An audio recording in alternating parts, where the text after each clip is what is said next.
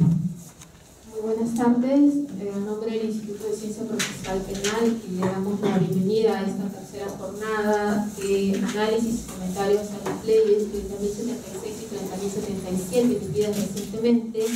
Y en esta oportunidad, en esta tercera jornada, vamos a tratar quizás uno de los temas más importantes que ha traído consigo estas leyes. Me estoy refiriendo a la entrada en vigencia de los artículos 268 a 271 a nivel nacional, relacionados a la prisión preventiva y con ello a la audiencia de prisión preventiva.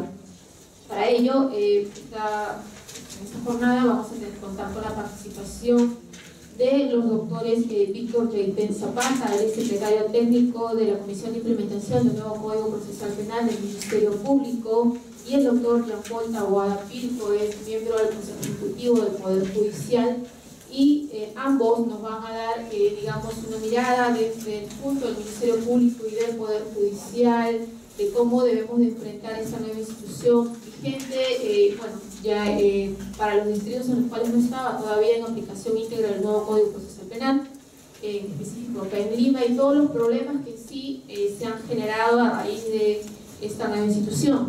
Sin duda, el 20 de septiembre pasado, para los juzgados de turno y para los fiscales de turno, generó una nueva mecánica de trabajo y de sobremanera, siendo el primer día de vigencia de estos artículos, una experiencia nueva, porque tenían que llevar a cabo las audiencias de prisión preventiva, y en el caso del fiscal requerir la prisión preventiva. Ya no bastaba solo con formular la denuncia, que en algunos casos solía ser, digamos, una réplica del atestado policial, sino que ahora, digamos, ya el fiscal tiene que requerir la prisión preventiva y con ello fundamentarla no solo por escrito, sino en audiencia frente a un juez, y por demás escuchando a la defensa. Y ahora tendría que haber un abogado defensor también en la audiencia pública, muchas veces ausente en los juzgados de turno.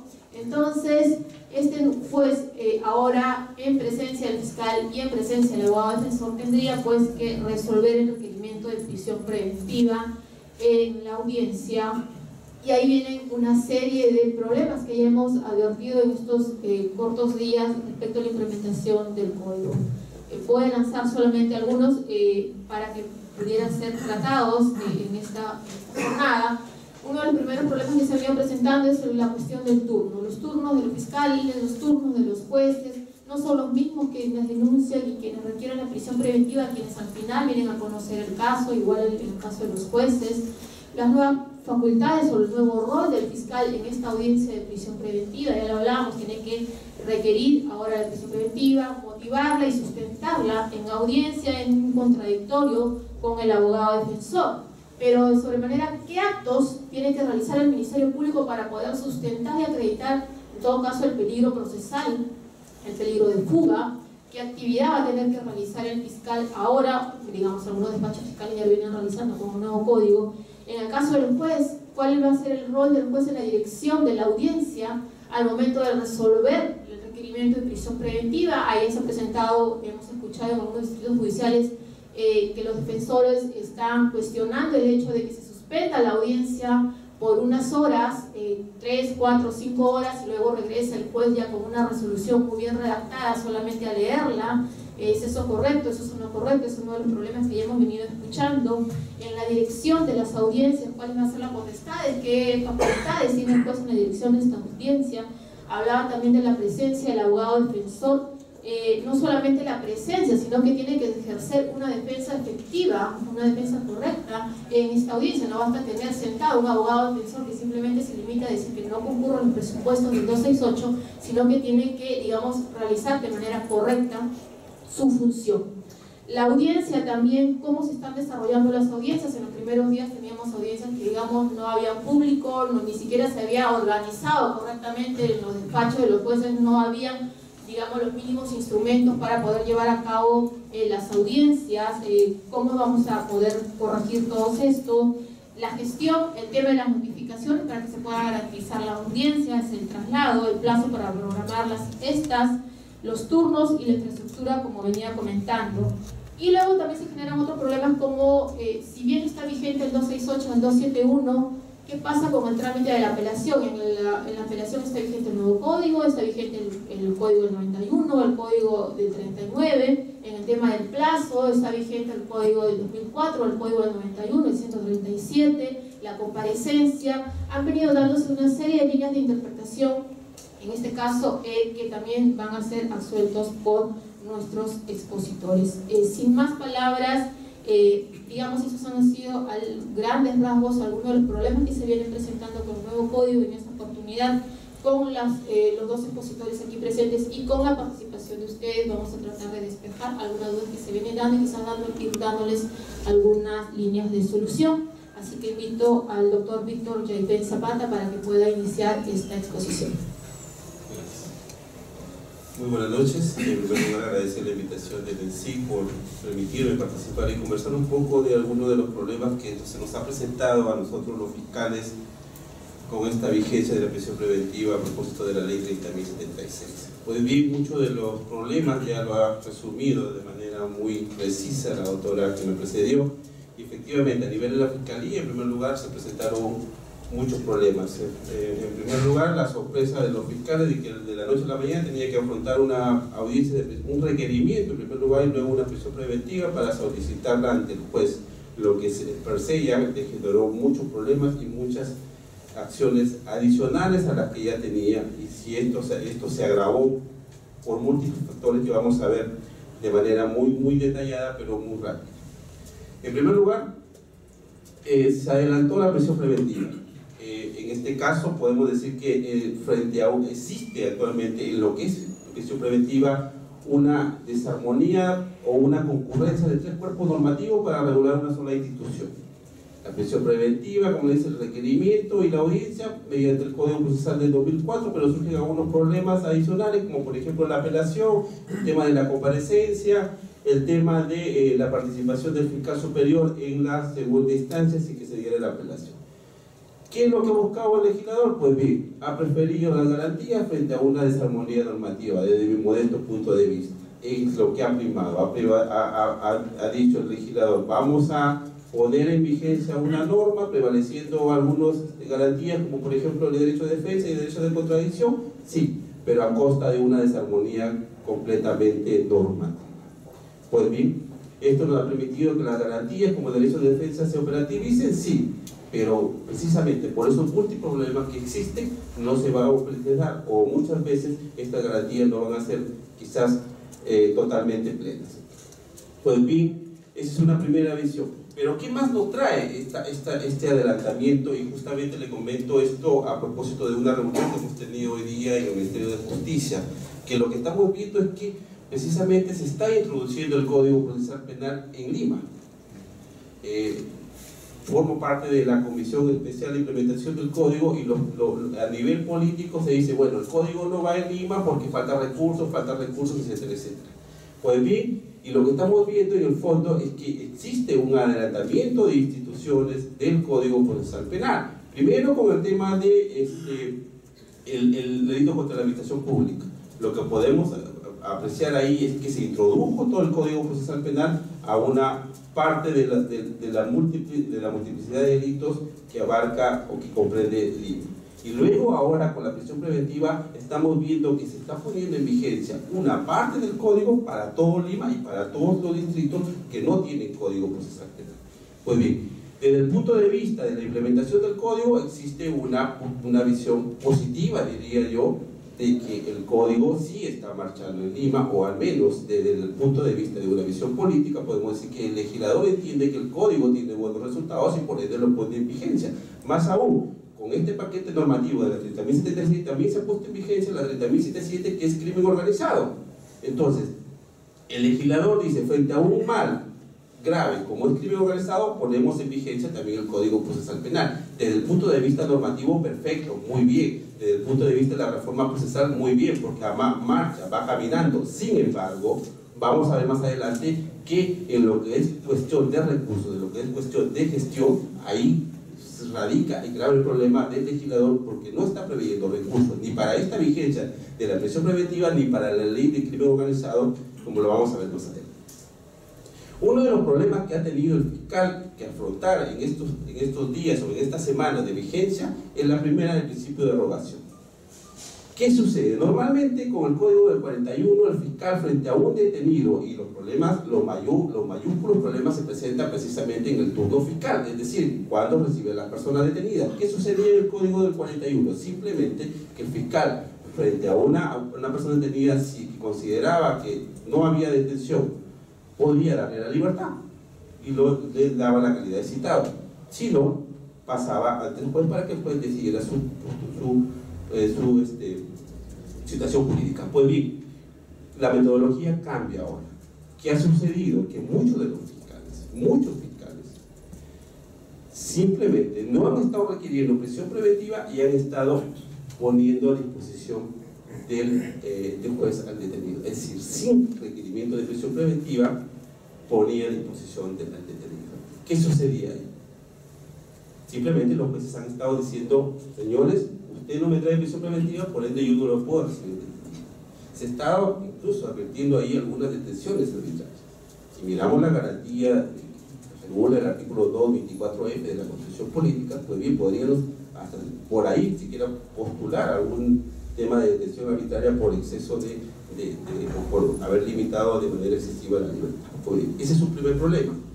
Por ahí surgieron algunos temas de interpretación, como por ejemplo, pero no está puesto en vigencia el artículo 6 del título preliminar, que precisamente le da la legitimidad al fiscal para postular una prisión preventiva, ni tampoco el artículo 255 del Código Procesal Penal. Pues bien, ¿qué es lo que hemos hecho a nivel de Fiscalía? Salvaguardar este tema o salvar este tema con una interpretación del propio artículo 268, cuando se refiere que la prisión preventiva es a solicitud del Ministerio Público. Con esto hemos tratado nosotros de salvar esta situación y pasar. Ese fue un primer problema que se ha presentado.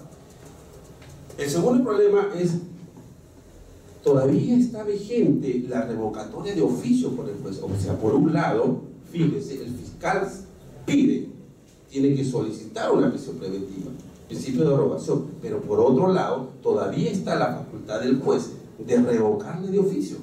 Entonces, hay una primera incompatibilidad o aparente incompatibilidad de la norma. ¿Qué hacemos frente a esto? Esto obviamente será la praxis la que determine quizás, pero quizás un lineamiento que podamos adelantar nosotros es que en este caso podría ser que el juez siga o se presente el supuesto de que el juez pueda revocar de oficio, pero lo mínimo que se pediría es que, así como se escucha o se le permite la contradicción a la defensa, podría ser que también se le escuche al fiscal frente a una decisión del juez de querer revocar de oficio una prisión preventiva. Me adelanto a los supuestos problemas que podrían presentarse. Pero también existe el artículo 144 que habla de la revocatoria de la comparecencia, que se rige con el Código de 1991, con el Código Procesal de 1991. Y ahí podemos preguntarnos, ¿acaso existe también por incumplimiento de las reglas del 143, podría el juez de manera automática, porque así parece desprenderse de la norma, de una prisión preventiva, así de manera automática por incumplimiento de la regla del 143? Es una pregunta que también hay que responderla haciendo una interpretación precisamente con ese principio de derogación, que necesariamente frente a estos casos tendrá pues que postularse quizás una prisión preventiva, o a menos que se cumplan los requisitos del 268 o 269 que regula los supuestos de la prisión preventiva. Otro de los problemas que se presentaba es la comparecencia restringida. ¿Qué pasa?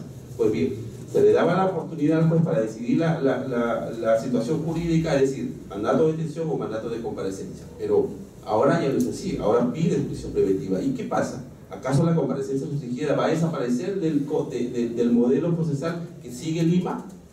Pues bien, la opción que se ha tomado aquí, y digo la opción porque esto ha sido consensuado con los presidentes de juntas de fiscales provinciales para salvaguardar este tema, es que frente a una decisión del fiscal de no pedir una prisión preventiva, podría sí solicitar en la formalización de la denuncia o postular o requerir una comparecencia restringida. Esto para que la norma o para que el fiscal también le permita postular otras medidas que, si no las postula él, simplemente quedarían en desuso en el nuevo modelo procesal. Otro problema es la apelación. ¿Qué pasa con la apelación? Pues bien, la apelación se rige con la norma del Código de Procedimientos Penales, sí, pero ¿qué pasa en el aspecto operativo? Aquí viene un grave problema, y justo lo discutíamos con el doctor Alonso Peña Cabrera, que es fiscal, y con el doctor Fran Almanza. ¿Qué va a pasar con la apelación? Porque perfectamente podría ser que frente a un requerimiento de prisión preventiva, la defensa simplemente diga, bueno, pues me la ganas acá y yo te la voy a ganar en segunda instancia, porque simplemente en segunda instancia, fíjese, ¿qué sucede con el Código del 91? No hay dictamen del fiscal frente a la impugnación, y por último solamente el fiscal, si quiere, va a la vista de la causa, y si quiere no lo hace. Entonces, ¿cómo queda la pretensión del Ministerio Público? ¿Cómo queda aquí la pretensión primigenia de haber postulado una prisión preventiva si es que la ganó? ¿Y cómo queda si es que la perdió y apela? ¿Quién va a ir a defender esa postura del Ministerio Público? Entonces, la decisión que se ha tomado aquí es que, siguiendo ya una directiva que emitió el fiscal de la Nación respecto a la concurrencia del fiscal superior en aquellas audiencias de apelación donde está vigente el nuevo Código Procesal Penal, pues bien, bajo esa misma lógica se está proponiendo al fiscal de la Nación que el fiscal superior, frente a una apelación o a un procedimiento impugnatorio donde le es adverso o le puede ser adverso al Ministerio Público o al fiscal, simplemente vaya, pida en la vista de la causa, pedir la palabra y emita un dictamen constructivo. Esa es como una forma de salvaguardar la postura del Ministerio Público, porque es algo que en realidad no está previsto. Entonces, tenemos otros problemas, los problemas ya que yo les llamo problemas de gestión. El primero, como dijo la doctora que me presidió, el turno fiscal y el turno judicial. Pues bien, tiene que compatibilizarse esos turnos, porque en la fiscalía hay un turno de una semana, mientras que en el Poder Judicial hay un turno judicial de un día. Y esto sin contar algunos otros distritos como Lima o como San Pedro de Lurigancho, que tiene un turno permanente, o sin contar los turnos de Lima Este, donde también se presentan algunos turnos permanentes. Pues bien, ese es un primer tema que debe generarse y debe salvarse mediante una coordinación que el Ministerio Público ya ha iniciado con los representantes, en este caso con el presidente del Poder Judicial, a efecto de poder coordinar un mejor turno. El sistema de audiencia, fíjense, conversábamos con el doctor Sequeiro la segunda semana que se puso en vigencia, y simplemente el doctor Sequeiro nos dijo, los jueces están haciendo las audiencias en sus despachos porque simplemente no hay infraestructura. Así de dramática fue la situación. Es que no se puede poner en vigencia una norma de la noche a la mañana de esta naturaleza, porque esto implica una serie de programación de infraestructura, una serie de programación de aspectos logísticos, como por ejemplo el registro de la audiencia. ¿Cómo vamos a registrar las audiencias si ni siquiera hay audio ni video? Creo que la opción, existe una propuesta de la Comisión Ejecutiva que estaba leyendo, de que en tanto y en cuanto no exista un registro de audio y video, podría ser mediante las actas que se registren en estas audiencias. Creo que es un proyecto que está manejando la Comisión Ejecutiva del Poder Judicial. El traslado y la seguridad de los detenidos. Imagínense, si ni siquiera hay ambiente para hacer una audiencia en prisión preventiva, ¿dónde vamos a tener a los detenidos? ¿O dónde se salvaguarda la integridad, en primer lugar de los magistrados y luego de las personas, si es que pudieran asistir a una audiencia? Es un tema complejo de gestión que no ha previsto el legislador, que nunca se le pasó por la cabeza cómo es que se debía gestionar un tema de ese.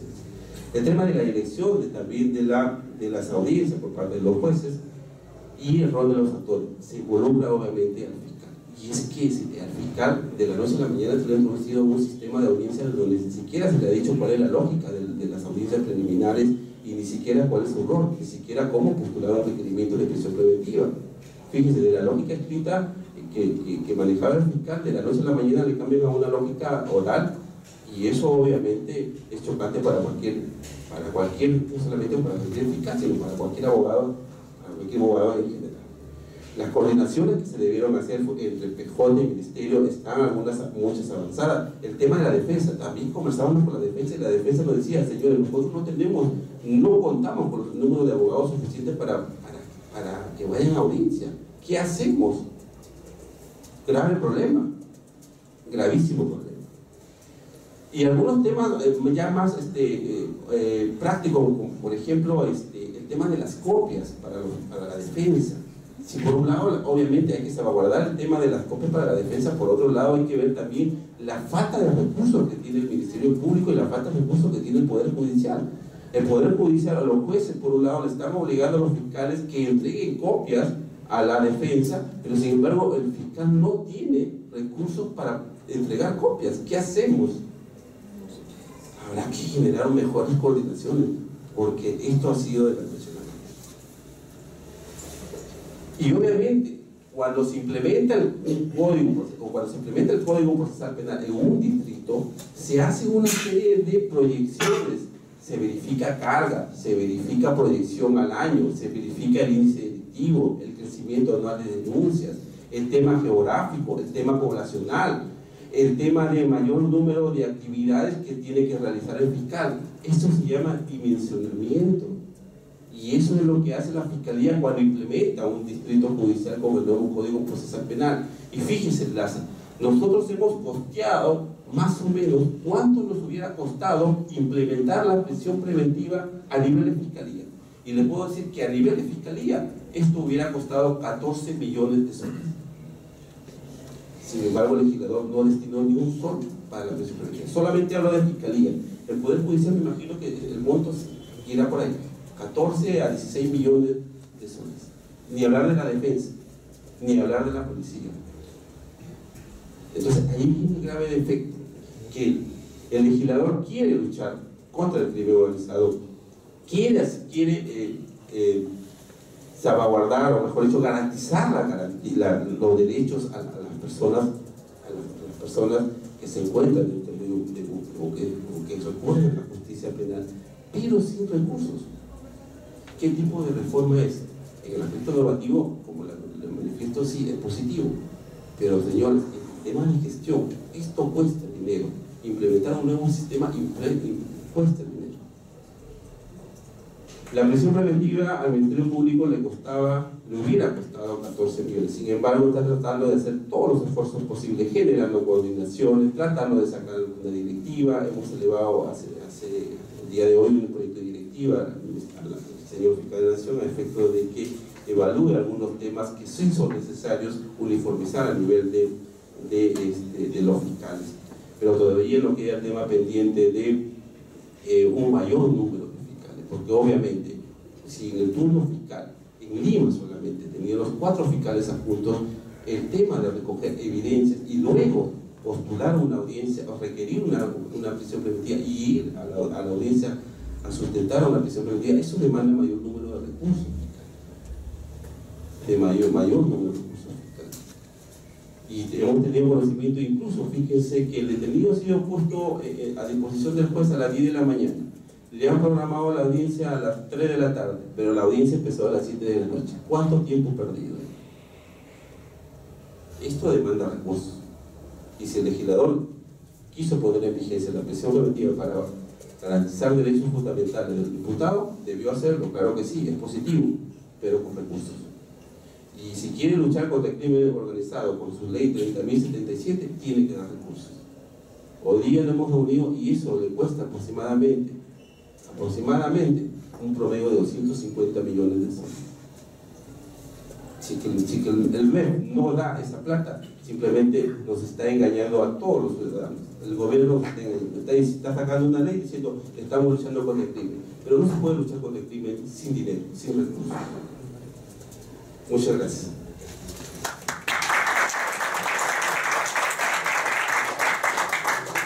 Ahora doy pase al doctor Jean-Paul Taboada Pico.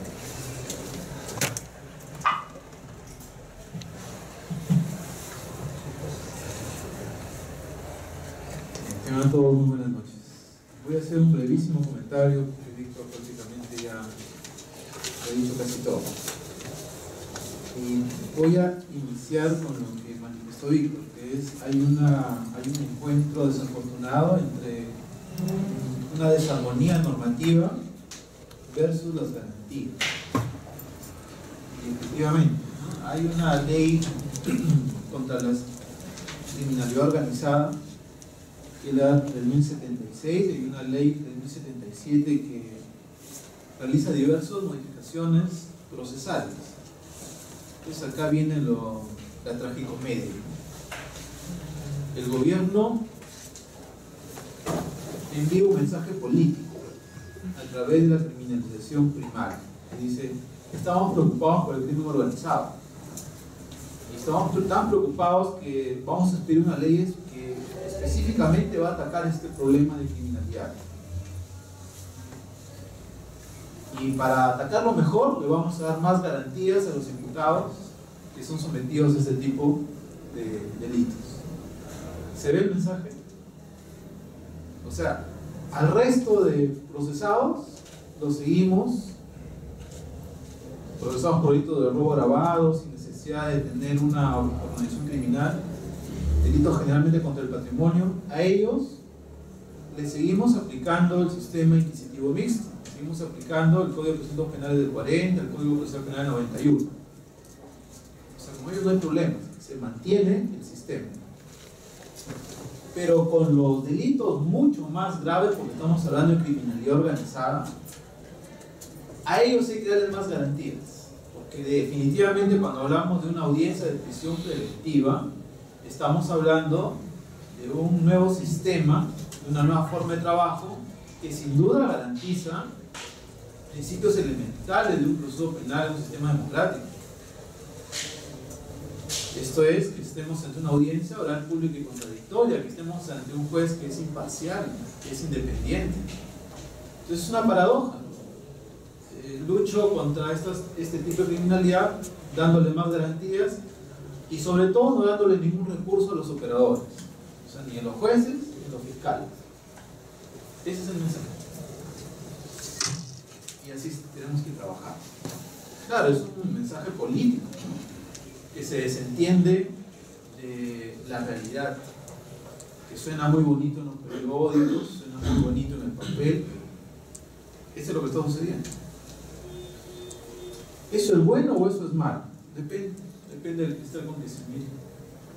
Para los abogados es muy bueno, porque les permite ejercer realmente su derecho de defensa en nada menos que en la audiencia o la decisión, una de las decisiones más importantes del proceso penal, que es si el imputado va a estar en cárcel durante todo el proceso o va a estar libre. Eso es sumamente importante. Después de la sentencia no encuentro otra audiencia más relevante que la de medida coercitiva personal. Entonces es muy bueno para los abogados. Van a tener ahora sí la posibilidad real de aplicar el método contradictorio como el mejor método de búsqueda de la verdad. Van a tener la posibilidad de poder controlar la formación de la prueba, de controlar las proposiciones fácticas contenidas en la formalización de denuncia en esta audiencia de prisión preventiva. ¿Es bueno para el fiscal? Como que empezamos ahí a tener algunas dudas, porque no hay la logística, no hay los recursos, y los fiscales tienen que defender esa medida coercitiva en una audiencia. Entonces es una nueva práctica que ha tomado desprevenidos a muchos. Entonces la Fiscalía tiene un problema, que es lo que ha mencionado Víctor, y por supuesto están tomando las soluciones correspondientes. Tanto así ha sido un problema que inicialmente ha habido situaciones en las cuales los fiscales, por lo menos acá en Lima, han puesto a disposición a imputados sin pedir la prisión preventiva. Eso ya generó un primer desencuentro. Felizmente eso ya pasó. ¿Es bueno para el juez? Yo creo que sí. Yo creo que sí. Porque el juez, y el gran punto de quiebre o el gran mensaje político es para el juez. Si hablamos de una audiencia de prisión preventiva, va a significar en la práctica que el juez tiene que ser imparcial. Y es imparcial porque no va a poder enviar a la cárcel a este señor si es que el fiscal no le demuestra acabadamente la congruencia de los presupuestos materiales del artículo 68 del Código Procesal Penal de 2004. Puedo querer mandarlo a una prisión, tengo todas las ganas de hacerlo, pero si no me lo pide el fiscal no voy a poder. A diferencia de unos días anteriores al 19 de agosto de 2013. Es bueno, por supuesto, porque la imparcialidad es una garantía constitucional, más que procesal. Es bueno porque estas garantías se encuentran previstas en el artículo 139 de la Constitución Política del Perú, pues se van a hacer realidad.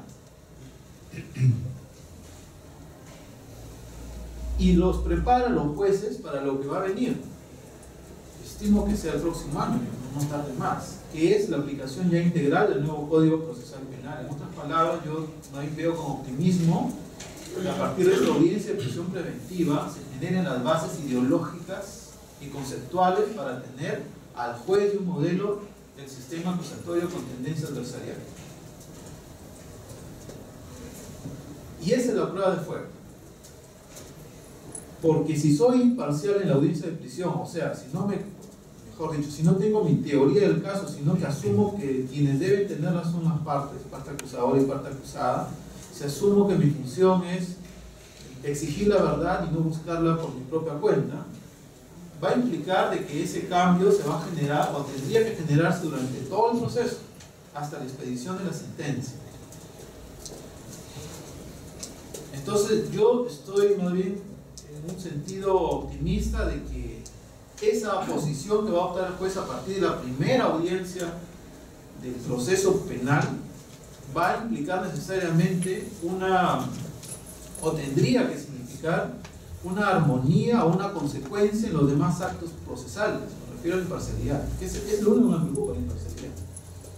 Entonces eso implicaría tomar distintas posiciones. Significa lo siguiente: si en la audiencia de prisión preventiva fiscal te estoy exigiendo fundados y graves elementos de convicción desde este momento, con la finalidad de enviarlo a la cárcel a este señor preventivamente, con mayor razón te debería exigir medios de prueba para que este señor sea condenado. O sea, se puede, lo más se puede lo menos. Esto significaría, en otras buenas cuentas, que ya no debería existir la prueba de oficio. La prueba de oficio está en contrasentido a la imparcialidad de un juez. En la medida que si tengo una duda, pues tengo que absolver, porque esas son las garantías de todo proceso democrático. Si termina la instrucción y yo tengo una duda, tengo que aplicar la presunción de inocencia, que es un derecho humano. Más allá de los códigos o de la visión conceptual que tenga los códigos, tengo que ser un juez constitucional. Y tengo que pensar que si se generan impunidades, esas impunidades o esas responsabilidades atañen a las partes, no al juez.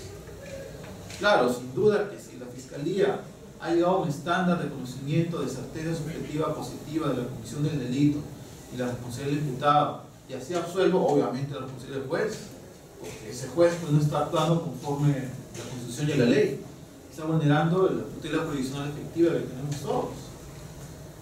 Pero si no llega a ese estándar, pues tiene que absorber. Ciertamente hay un caos normativo, ¿no? Yo lo llamaba esquizofrenia normativa en otros eventos, porque, claro, solamente se pone en práctica la prisión preventiva, la imposición de la prisión preventiva, más no todas las instituciones que son conexas a la imposición de la prisión. Entonces, imagínense, el abogado y ahora el fiscal y el juez tienen que hacer ejercicio de poder ojear más rápido las cosas, ¿no? Porque de un código procesal penal 2004 tienen que ojear, o sea, retroceder al del 91. Y de ojear otra vez más rápido y volver al código de procedimientos penales del 40. Tienen un experto ojeador. O hacer un Frankenstein normativo y poner ahí algo raro, ¿no? Porque si yo le declaro infundada la prisión preventiva, tengo que imponer la comparecencia con restricciones, pero no la del Código Procesal Penal del 2004, sino la del 91. O sea, tengo que regresar al código del 91. Claro, esas son situaciones antitécnicas, pues, no ilógicas, disparatadas, ¿no? Igual el plazo, pues, el plazo no es el del Código Procesal Penal del 2004, sino el del 91. Pues, lamentablemente eso lo hace el legislador. Y nosotros tenemos que ser extremadamente creativos como somos los peruanos para poder darle una solución inteligente a este caos. Entonces, claro, hay preguntas. ¿La apelación cómo va a ser como la del 2004? ¿Y cómo hacemos con la revocatoria? ¿Y cómo hacemos con la variación? Lamentablemente tendré que decirles, por lo menos mi posición personal, es que iniciemos esta nueva forma de trabajar con la audiencia de imposición de prisión preventiva, porque así lo ha previsto el legislador. Expresamente, 268 al 271, eso está vigente, nada más. Si empezamos a realizar interpretaciones contra la ley, vamos a tener problemas. Vamos a tener un caos que no conviene en este momento. ¿Quién sabe más adelante, cuando ganemos más en práctica sobre la audiencia de prisión preventiva, cuando interioricemos más el principio dispositivo, el método contradictorio como búsqueda de la verdad? Veamos más adelante, veamos cómo van las cosas. Yo quisiera que empecemos con orden, y eso ha sido el mensaje que he dado en varios lugares donde me he presentado. No estoy de acuerdo con esa suspensión de la audiencia que demore 1 hora, 2 horas o 3 horas y venir con una resolución escrita. Eso es un ataque directo al corazón del nuevo sistema. El nuevo sistema es oral, público y contradictorio. Eso significa que la decisión tiene que ser pronunciada. Además que así lo establece el 271 del Código Procesal Penal 2004. Entonces, tampoco vayamos extremos, y si el juez necesita un receso, pues que se tome el tiempo razonable. No sé, en la medida de lo posible, lo ideal, el mundo ideal sería que responda inmediatamente, porque tiene que responder en base a lo que se ha discutido. Bien, el método contradictorio significa que las partes son las más interesadas o más legitimadas o tienen los mayores incentivos para controlar la información que le va a servir al juez para tomar una decisión. Ergo, solamente tendré que tomar en cuenta lo de la audiencia. Lo que se está discutiendo en este momento, lo que se está ofreciendo en este momento, o las exigencias que yo le hago a cualquiera de las partes para que me demuestre que lo que dice tiene correspondencia con una investigación. Si no, ¿para qué la audiencia? No sirve una vista de causa. Y eso no es lo que establece el Código Procesal Penal 2004. No es vista de causa, es audiencia oral, pública y contradictoria, método contradictorio. Entonces, termino con lo siguiente. Mi análisis es bueno porque garantiza un principio de derecho que es la imparcialidad del juez. Mi análisis es que es bueno que se haya adelantado la audiencia de prisión preventiva.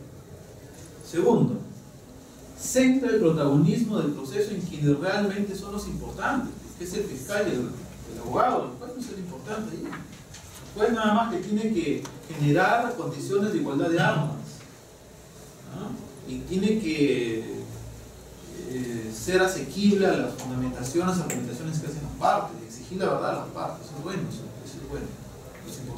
Son importantes son los fiscal y abogado defensor, los sujetos procesales.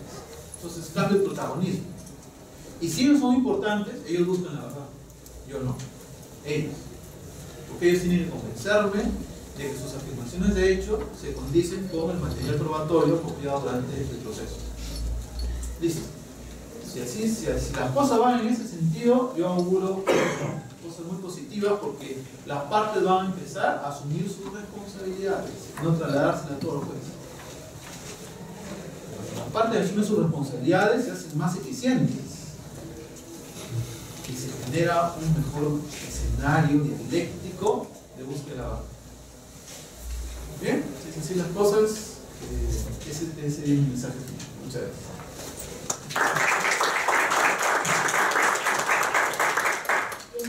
Vamos a dar paso a la primera ronda de preguntas. Si tuvieran alguna pregunta, por favor. Sí, doctor. Quisiera compartir en principio, saludar al doctor Pastor. En principio soy egresado de esta casa, soy juez superior, estoy de vacaciones aquí en Lima, soy de Apurímac, juez superior de Apurímac, y ahí tenemos un problema. El problema es que en provincias hay juzgado mixto.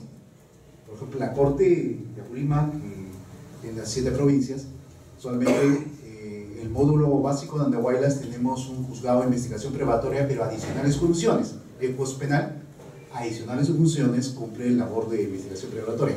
En Abancay sí tenemos un juzgado de investigación preparatoria. Pero, ¿qué pasa en las 5 provincias? Porque esta ley está, justo acá no me dejan mentir el doctor Tahuada, la otra vez hubo una reunión, los de los distritos judiciales que todavía no están aplicando el nuevo código, Lima Sur, Lima Norte, Callao, Lima propiamente, Ayacucho, Huancavelica, Apurímac y Junín, tuvieron una reunión donde se discutieron varios temas, y justo le estuvimos pidiendo al doctor Bonifacio Meneses, que es el secretario técnico de la ETI penal del Poder Judicial, respecto a ello, por cuanto yo qué le puedo decir al juez mixto, por ejemplo de Grau, en Apurímac, que va a hacer una diligencia, por ejemplo, el juez mixto ve civil, penal, laboral, todo ve, y aparte está de turno todo el año porque es el único juzgado, y además de eso va a tener que ir, porque en estos tipos de diligencias, si bien es cierto, en la reunión que tuvimos fiscales y jueces en Apurímac, vimos de que, por ejemplo, de que si no había audio y video, y en todo el país solamente se ha implementado audio y video para el caso de delito contra la administración pública, pero no ya para la aplicación del código. Ahí es un primer dilema, por ejemplo, por cuanto cuando hay audio y video, en hora exacta tiene que pensar la audiencia. ¿Qué pasa si el juez está en una inspección judicial?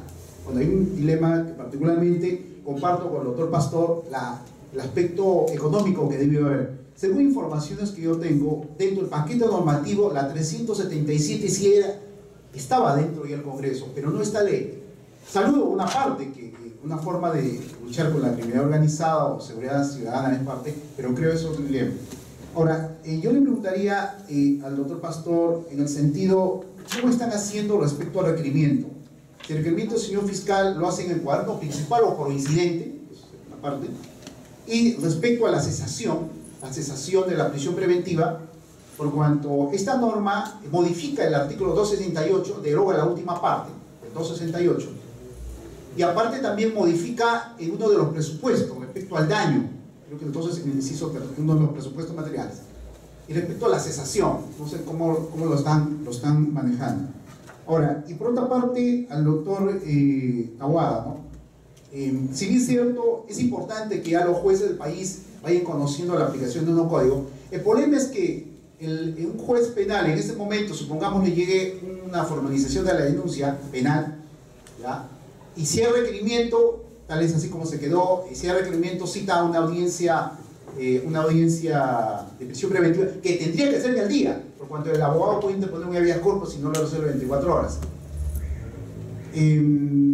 Pero sucede que después de resolver la prisión preventiva, sigue el expediente principal, el juez tiene que ser inquisitivo, porque regresa al Código de Procedimientos Penales. Entonces, ¿cuál es la situación respecto a esta dicotomía? Porque al final, en verdad, si queremos ser de alguna manera garantista, pero pasamos a otro tema, ¿no? Bueno, gracias. Sí, doctor, muchas gracias. Bueno, respecto a su comentario de los juzgados mixtos, sí, es un tema preocupante, creo, para el Poder Judicial. Nosotros habíamos advertido muchas de estas falencias, llamémoslo así, del Poder Judicial, por cuanto cuando nosotros hemos tenido la oportunidad de implementar el año pasado 6 distritos judiciales, advertían que efectivamente a algunos juzgados de paz letrados les estaban dando la competencia para ser jueces de investigación preparatoria. Entonces ahí nosotros como que levantamos la mano y dijimos, pero un momentito, si este juzgado de paz letrado ya tiene una carga suficiente, ¿usted cree que se va a dar abasto para hacer el papel de juez de investigación preparatoria? Pues bien, es una preocupación que se la trasladamos en aquel momento a los representantes del Poder Judicial. No, y creo que sigue sucediendo en este caso de los jueces mixtos, como usted lo dice, ve laboral, civil, contencioso, etcétera, etcétera, y en qué momento va a ser el juez de investigación preparatoria. Es un gran dilema que deberá resolverlo, creo, el Poder Judicial en algún momento. Con respecto al tema del requerimiento de prisión preventiva, hubo un pequeño debate hace aproximadamente 4 días, la semana pasada, sobre este tema. ¿Cómo deberíamos presentar el requerimiento de prisión preventiva? Iniciamos algunas coordinaciones con el Poder Judicial a efecto de poder subsanar esto y que no se nos estén rechazando por parte de los jueces los requerimientos, y por otro lado que la defensa también llegar a un buen término con la defensa para salvaguardar obviamente también su derecho. Frente a esto, y luego de haber analizado algunos problemas que se habían presentado al inicio de la implementación de este código, donde se rechazaban, creo, un buen número de requerimientos procedimiento de prisión preventiva, se ha acordado de que esto se haga en un escrito aparte, pero acompañado obviamente con la formalización de la denuncia correspondiente. Eso es el acuerdo que se ha llegado. Obviamente está a la espera de una confirmación del fiscal de la Nación, sin embargo, eso es lo que yo le puedo mencionar. Respecto al otro tema, no me quedó claro. El 268, hablaba usted, y el 268 de la prisión preventiva en su último párrafo hablaba del tema de la pertinencia a una organización delictiva o reintegración. Bueno, simplemente esto era una mala técnica legislativa, haberlo encuadrado este supuesto precisamente en los presupuestos materiales de 268, ampliamente criticado por cuanto en primer lugar, que este tema de la pertenencia a una organización delictiva no es un presupuesto propiamente de la prisión preventiva, es más bien un criterio de valoración, ya sea de peligro de fuga o de peligro de obstaculización. Sin embargo, el legislador en la última modificatoria lo ha introducido, si mal no recuerdo, como peligro de fuga.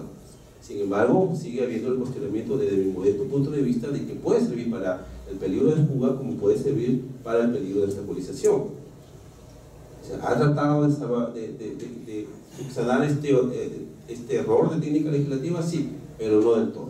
Todavía, para mí, sigue habiendo una falencia. Eso es lo que yo lo he entendido. Esto es un tema pregunta. Muchas gracias.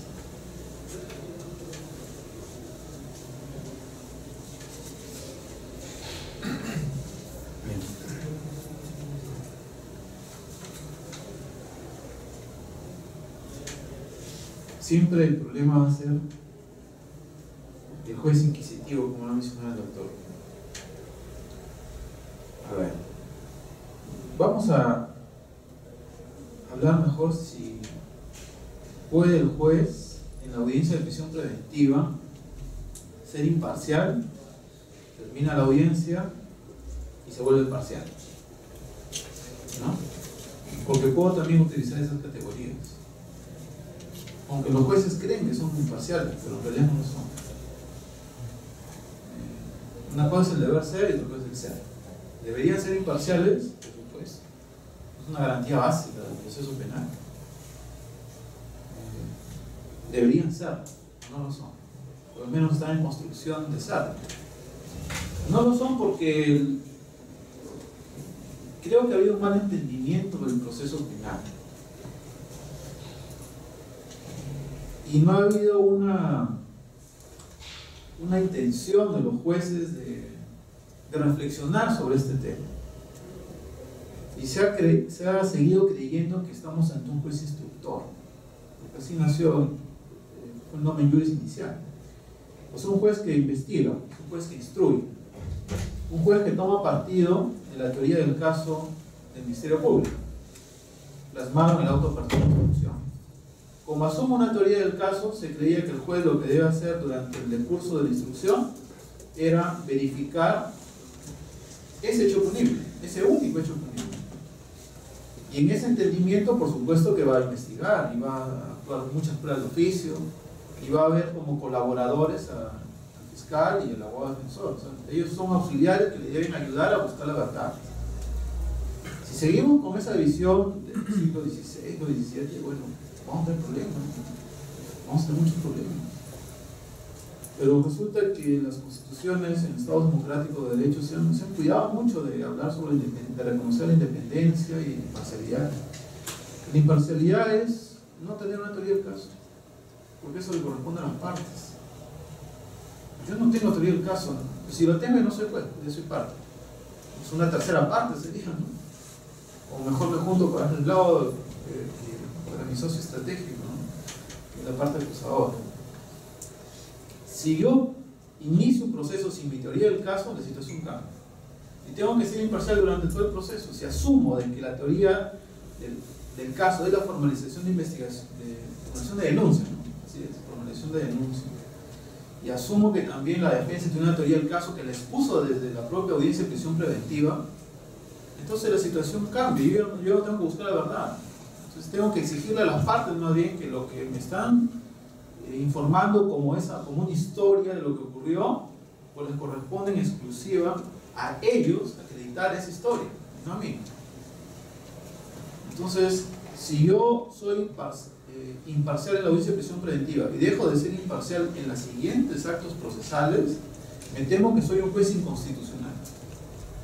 Me temo que soy un juez que no conozco cuál es mi función en el proceso. Entonces, tal vez el término más adecuado sería el juez imparcial, que no es parte, solamente dos partes. Por último, de lo que estamos hablando son de garantías constitucionales, ¿verdad? Entonces, independientemente del proceso, siempre tenemos que exigir un juez imparcial. Así que, ¿qué mejor con esta posibilidad de serlo a través de esta audiencia de prisión preventiva? Que ya repito, lo hemos instalado, o esto se va a dar en la práctica al inicio del proceso penal. Generalmente esto sucede con los imputados que son detenidos. Los imputados libres, a la vez se pide una prisión preventiva. Entonces, si empezamos de esta manera, con esa visión, yo estimo que esa visión debe mantenerse hasta el final. Y eso nos prepara, repito nuevamente, para el sistema acusatorio con tendencia adversarial, que es lo que va a ocurrir, espero, el próximo año. Por ahí va la respuesta. ¿Alguna otra pregunta? Bueno, ante todo, buenas noches. Para ver un tema en sí de la defensa, si se ha previsto en la prisión preventiva el rol de los abogados, porque esto tiene una nueva tónica. La prisión preventiva del nuevo Código Procesal Penal implica que el abogado sea más proactivo, a efecto de contrarrestar la postura del Ministerio Público. ¿Y eso qué implica en la práctica? Si son detenidos en este momento, en este momento hay un detenido, hay un abogado defensor, este abogado defensor ya debe estar pidiendo un registro domiciliario, una verificación domiciliaria, porque trabajamos los arraigos, estamos acostumbrados los abogados a trabajar arraigos, y es lo más inmediato que se presenta. Han previsto, pues que el fiscal esté presente en este acto y le pido pues un registro domiciliario, de polo a polo. ¿Quién no va a practicar eso? ¿Tiene logística el Ministerio Público para practicar un registro domiciliario de polo a polo de un distrito y vive en otro distrito? ¿Se ha previsto eso para trabajar arraigos? Entonces, o se ha previsto que hubo un delito de violación sexual, por así decirlo, puedo llevar un perito de parte para que concurra medicina legal y esté presente, o una cámara que esté presente. Se ha preparado, se ha previsto esto de los abogados, la participación activa, a efecto de contrarrestar, porque es más, son 24 horas. Generalmente en las prisiones preventivas, ¿qué hace el abogado? El día que se lleva a cabo la audiencia, presenta actos de investigación, documentos, certificados de trabajo, etcétera, documentos. ¿Y qué hacer si son las 12 de la noche, se vence el plazo y pido pues la declaración de testimoniales de personas? ¿Podrá el fiscal en ese momento señalar día y hora, en ese momento tomar la declaración? Son cuestiones prácticas que se han presentado, que es bueno que el Ministerio Público o los de implementación hayan visto el material logístico, porque se ha visto en distritos judiciales que a veces se pelean por una camioneta y no pueden hacer diligencias, porque todo se actúa a través de la Fiscalía. Eso va a dar derecho de repente a plantear tutelas de derecho, ¿no? O alguna otra, puede ser habeas corpus, ¿no? Eso, por un lado, considero que esos mecanismos deben preverse porque se trata de una prisión preventiva, porque hay casuística, ¿no? Puede haber prisión preventiva, como se ha visto, con terminación anticipada, que también está vigente. Son casuísticas que se en otros distritos judiciales. No sé, le preguntaría al Ministerio Público si han previsto este tipo de cosas. Sí, precisamente cuando ponía este tema le decía desde el punto de vista normativo positivo, desde el punto de vista de las garantías es positivo que el legislador lo haya puesto en vigencia. Sin embargo, no podemos implementar ni siquiera un sistema de audiencia como la prisión preventiva sin la logística, sin los recursos, y a eso me refería al inicio. Al fiscal se le ha mandado de la noche a la mañana que vaya a una audiencia de prisión preventiva sin logística, como bien lo dice, sin vehículos. Si a eso le agregamos ya que antes de la implementación de esta norma o de esta prisión preventiva, el Ministerio Público tenía deficiencias en cuanto a su personal fiscal y en cuanto al tema logístico, agréguele usted la prisión preventiva. Conversaba con la presidenta de Lima, la presidenta del Fiscal Superior, y me decía, doctor, ¿y qué pasa si mañana tenemos un caso como La Parada? ¿De dónde vamos a sacar tantos fiscales para postular prisiones preventivas? Rebasa. Eso, la gran deficiencia, o la principal deficiencia, es que no se le ha otorgado recursos a ninguna de las instituciones, a ninguna.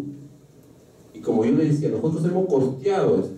Y si al Ministerio Público le hubieran dicho, señores, te va a poner en vigencia el sistema de prisión preventiva en Lima, tiene 2 meses para implementarlo. Quizás hubieran salvaguardado muchos de los aspectos problemáticos que ahora estamos comentando. Y hubieran hecho un requerimiento y un dimensionamiento de las prisiones preventivas. Porque incluso hasta para hacer un dimensionamiento como el que hemos pretendido hacer ahora, luego de la vigencia de la norma, porque esto nos agarró de sorpresa a todos. A propósito, comentaban ahí cuáles son los antecedentes de la norma. Estaba haciendo una búsqueda y creo que son aproximadamente 55 proyectos de ley en lo que da origen a esta norma. Ya por ahí ustedes entienden más o menos cómo se ha elaborado eso. Pues bien, y no teníamos información, porque es lamentable, y este es un tema también que hay que sostenerlo en el camino, es lamentable porque solamente teníamos el número de detenidos. O sea, podemos dimensionar el número de detenidos, pero no sabíamos a ciencia cierta cuántas más o menos, o cuál era el promedio de las detenciones que dictaba el Poder Judicial. Porque quizás con los mandatos de detenciones que el Poder Judicial dictaba, ya nos daba ni siquiera un alcance para determinar más o menos cuál es el número de prisiones preventivas o de audiencias de prisiones preventivas a lo que podía poder asistido un fiscal. Pero no teníamos ni siquiera eso. Hemos tenido que más o menos hacer con mi equipo de economistas y ingenieros, hacer una proyección más o menos de los detenidos y por ahí sacar un porcentaje más o menos de aquellas instrucciones que llegaban con detenidos y que se registran en el SGF de la Fiscalía. Más o menos. O sea, como ven, esto ha sido de manera improvisada, de manera sorpresiva para todos. Y efectivamente, lo acabo de decir, no existe la logística en muchos casos. Estábamos tratando de ahí, hemos hecho un plan de acción inmediato, un plan de urgencia para tratar de contrarrestar, estamos tratando de dotarle mayor número de fiscales, viendo por ahí el número de recursos, pero es que esta es la situación. Como les repito, el legislador ha lanzado un tema que demanda esfuerzo, que demanda mayor número de funciones y que demanda por ende recursos. Sin embargo, eso no ha sido previsto por el legislador.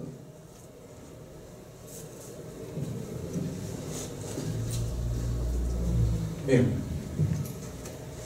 A ver. ¿Por qué el abogado tendría que ir a ver al fiscal para hacer un registro domiciliario?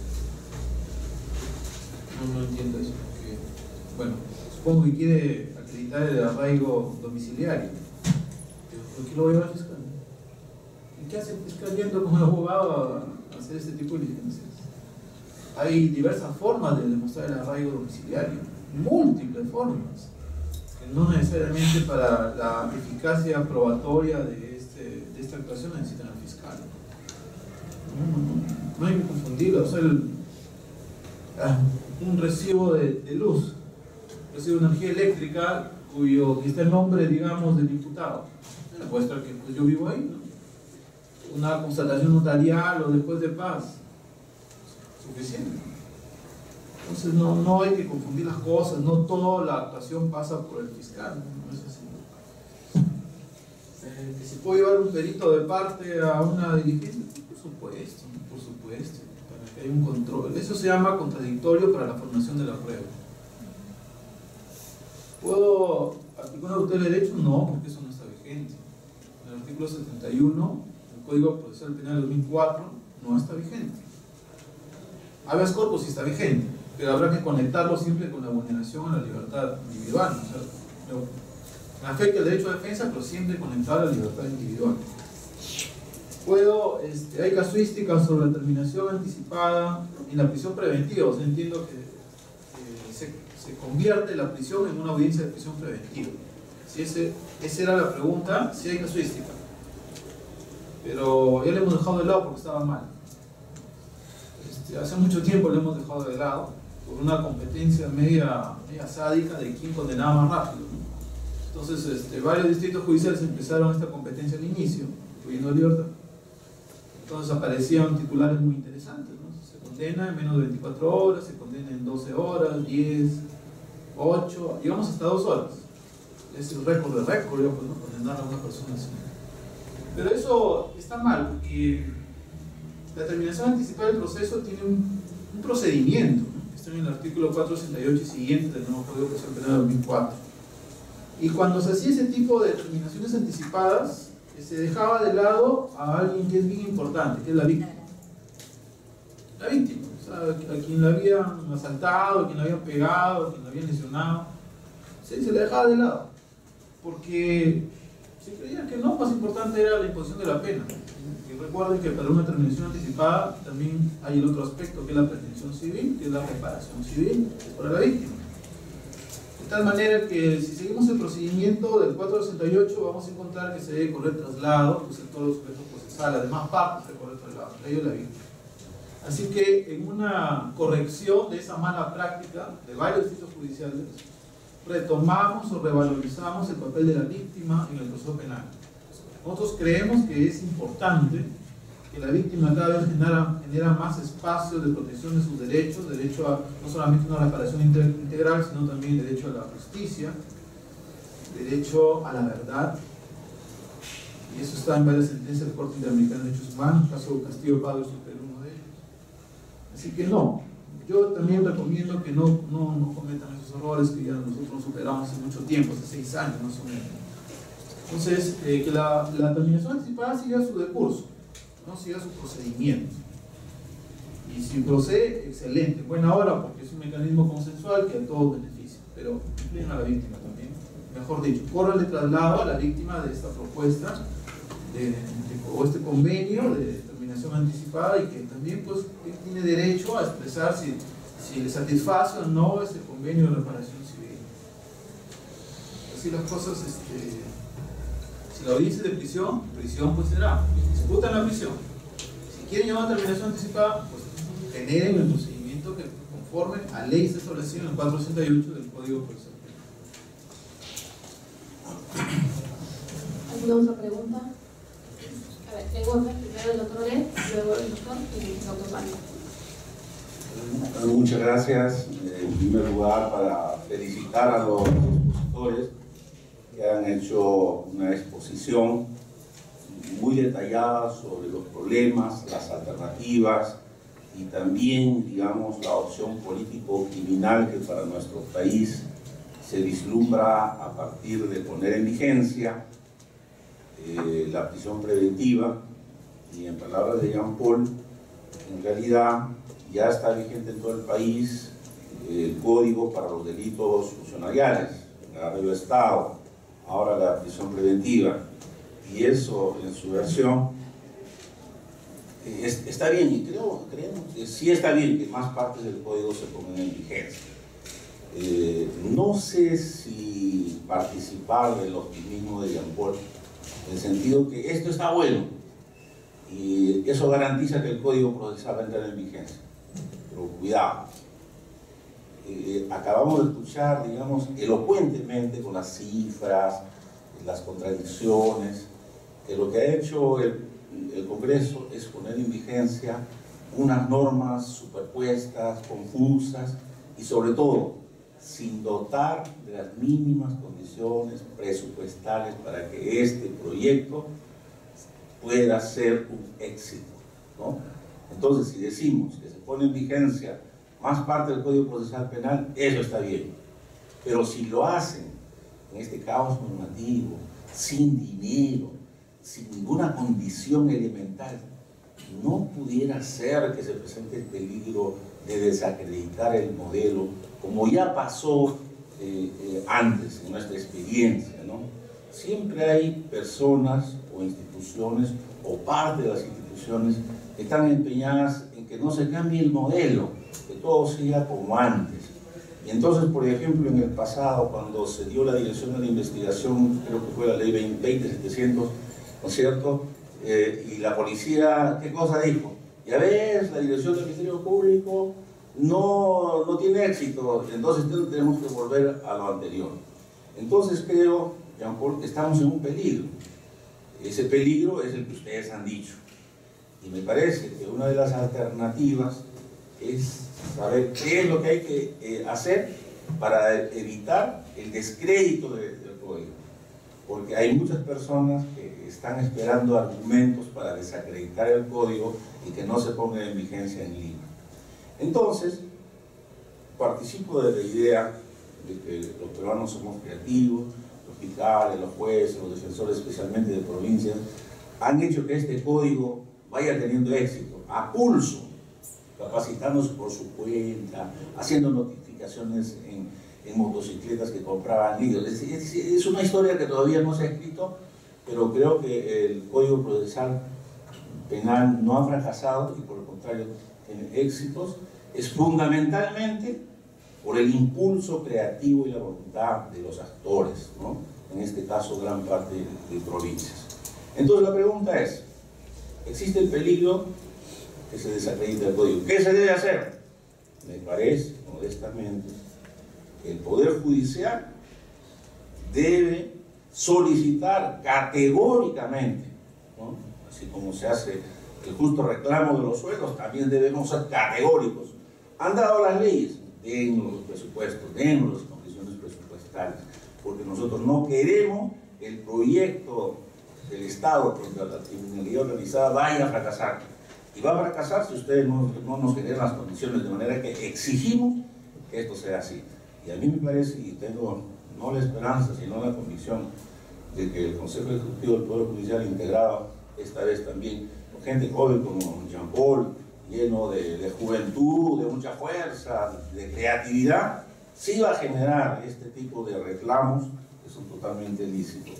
Y además, como dijo el colega porque es abogado, yo no soy magistrado, de Apurímac, ¿no?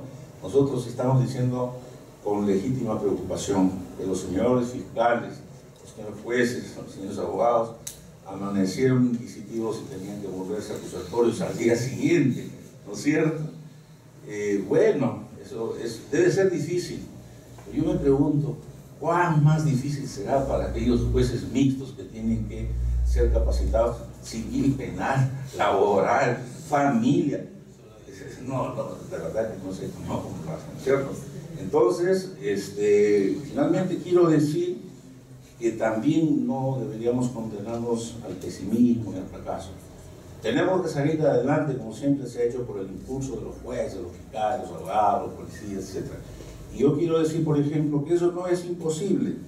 Justamente el viernes, ¿no? Jean-Paul hizo una conferencia en Lima Sur, y ahí el señor presidente de Lima Sur, el doctor Octavio Zaguayanay, que viene de Arequipa y que había tenido experiencia en la implementación del código, dijo: acá en Lima Sur estamos aplicando estas normas. No hemos tenido problemas porque teníamos varias salas laborales, y entonces una de ellas la hemos destinado a esto, los fiscales se han puesto de acuerdo, los jueces también, y estamos saliendo adelante. Lo cual está diciendo, efectivamente, no es imposible. Lo que sería un poco peligroso es no oponer una fuerza de convicción y de trabajo a este peligro que se cierne, digamos, de que la implementación del código pudiera desacreditar acá en Lima y ser un motivo para que los que están porque no se consideran del código tengan un motivo para decir, ya es, no lo pudieron hacer.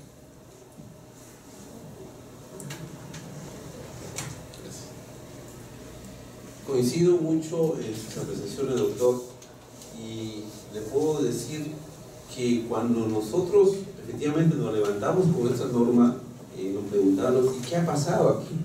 Es una maniobra, y se lo voy a decir, es una maniobra de la policía, porque que de la noche a la mañana se implemente prisión preventiva sin recursos, sin sala de audiencia, etcétera, etcétera, era una cosa de locos. Pues bien, pero hemos tenido que salir adelante. Y lo primero que hicimos es hacer un plan de acción. Cada fiscal, recuerdo yo que, como usted bien dice, porque en provincia pues se ha sacado a pulso de los fiscales, de los jueces, de la defensa, el tema del código, tratar de implementar la lógica que busca el nuevo Código Procesal Penal, y pues yo le puedo decir, cada fiscal que me llegaba a visitar la Secretaría Técnica simplemente lo mandaba a capacitar al turno, que capacite a fiscal. Y así hemos transcurrido casi las 3 semanas con gente y con fiscales que me llegaban a visitar a mí en el despacho y lo mandaban a capacitar. Una forma quizás de por ahí apoyar al turno, porque ni siquiera para programar un tema de capacitación pues implica también recursos, y no teníamos recursos, y no tenemos recursos. Pues bien, es así como tratamos de sacar adelante este tema de la vigencia de la prisión preventiva. Y sí, se nos pasó por la cabeza de Secretaría Técnica, ¿qué pasa? ¿No piensan desacreditar al código con esto? Prácticamente es algo que nos va a hacer pisar el palito y por ahí trastabillar y desacreditarlo adicional a lo que ya se viene cuestionando el código. Hoy día, y bueno, decimos, vamos a sustentar un presupuesto. ¿Cuánto le cuesta al Ministerio Público? Y eso es lo que hemos hecho. Y estamos a puerta ya de introducir eso al Ministerio de Economía y hacerle la batalla para que nos dé la plata. Pero fíjense que lo más dramático es el tema del crimen organizado, que yo les acabo de mencionar.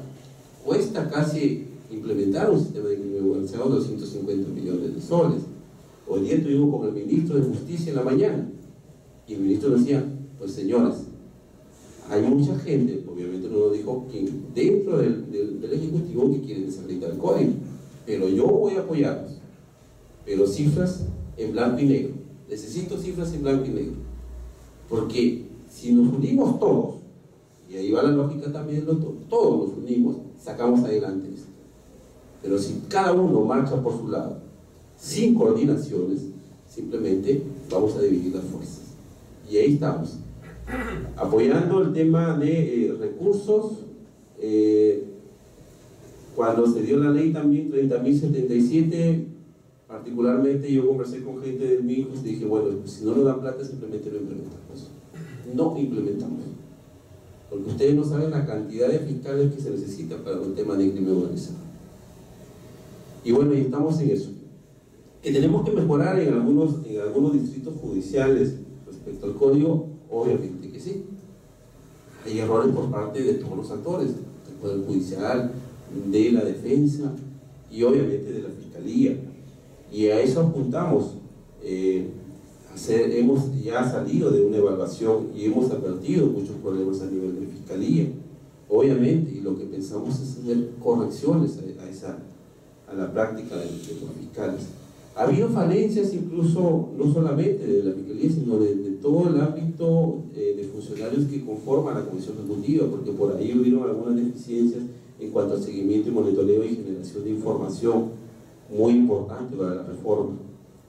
Y en eso incluso ya después el MEF, cuando dijo, bueno, el código no va a Lima hasta el próximo año para que se haga, con la finalidad de que se haga una evaluación o se dé tiempo de hacer una evaluación, incluso acá el doctor Hurtado, que ha formado parte de una evaluación del MEF, y creo que es una evaluación muy positiva, y justo ahora comentábamos ese tema en la mañana, la evaluación del MEF que ha hecho, y que creo que creo que es positivo, bastantes puntos positivos, algunas recomendaciones positivas obviamente, pero estamos ahí avanzando en el tema de la implementación. El tema de los jueces mixtos sí sigue siendo también, desde mi punto de vista, un tema muy dramático para los jueces. ¿Cómo se abastecen para llevar tantas materias?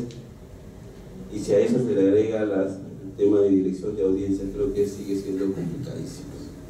Bueno, eso es todo.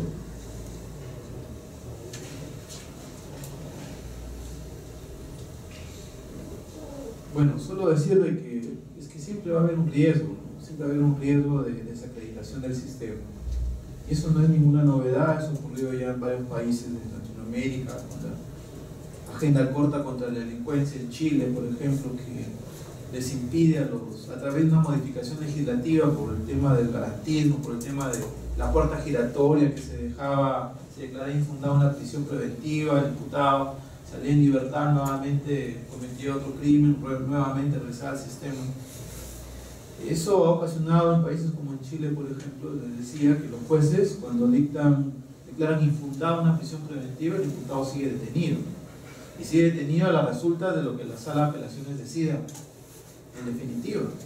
Es una contrarreforma, claro, es claramente una contrarreforma, y hasta inconstitucional, diría yo. Eso siempre va a pasar. Cada vez que se toma una decisión que no implique cárcel, pues va a pasar. Porque lamentablemente el sistema de justicia penal está compuesto por un conjunto de agencias o corporaciones que tienen un discurso hacia adentro y un discurso hacia afuera. Se supone que todos deberíamos trabajar a un mismo objetivo, con una suerte de organismo, pero no. Entonces, cuando un juez toma una decisión fundamentada que implicó la libertad de un ciudadano, en un caso mediático, lo que van a hacer es que lo van a sepultar ese juez. Tanto en los medios de comunicación social que tienen su propio discurso, como al interior de su propia institución.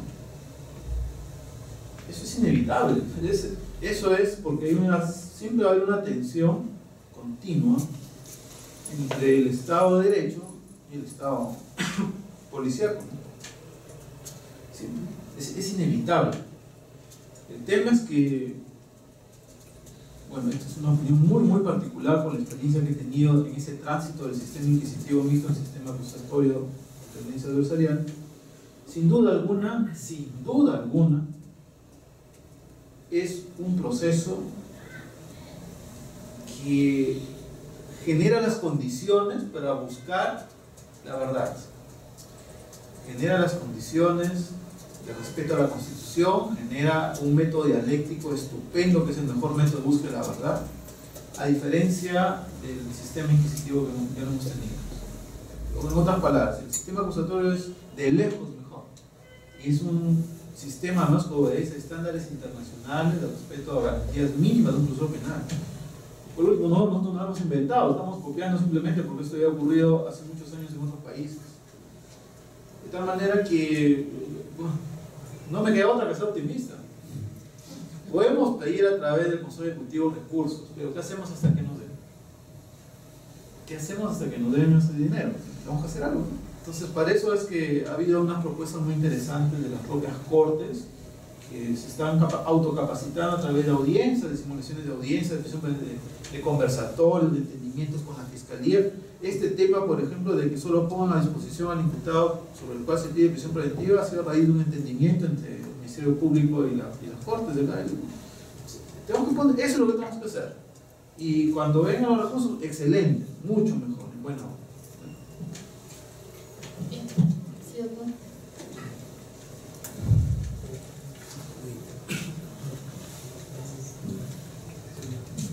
Gracias. Primero que nada, buenas noches. Quien les habla viene de la ciudad de Arequipa. He sido defensor público en la ciudad de Arequipa y por razones de capacitación estoy aquí en esta ciudad. Tenía varias inquietudes para transmitirles a todos ustedes. Básicamente, primero sobre lo que ha comentado el doctor Jean-Paul Taboada respecto de la necesidad o no de que un abogado defensor se encuentre en una diligencia de verificación domiciliaria. Yo pienso que sí debe estar presente, dado que muchas veces vamos a estar en situaciones de eventos delictivos que sucedan el día viernes, por ejemplo, en los cuales la prisión preventiva obviamente se va a celebrar el día domingo. Entonces no hay muchas veces posibilidad de conseguir un documento por un juez de paz, un documento notarial, etcétera, etcétera. Entonces, ¿cuál sería la oportunidad para nosotros poder acreditar temas de arraigo domiciliario, laboral y familiar? Únicamente sería en una diligencia de verificación domiciliaria en la cual podamos nosotros como abogados proactivamente dejar constancia de, por ejemplo, las personas que están presentes en el domicilio y que son familiares del señor. Podríamos dejar constancia de repente de algún certificado, algún diploma, algo que esté a la vista que acredite también que el señor trabaja, ¿no? También algún contrato de trabajo, alguna presencia de una persona que de repente arrienda el bien hacia esa persona para acreditar el arraigo también domiciliario.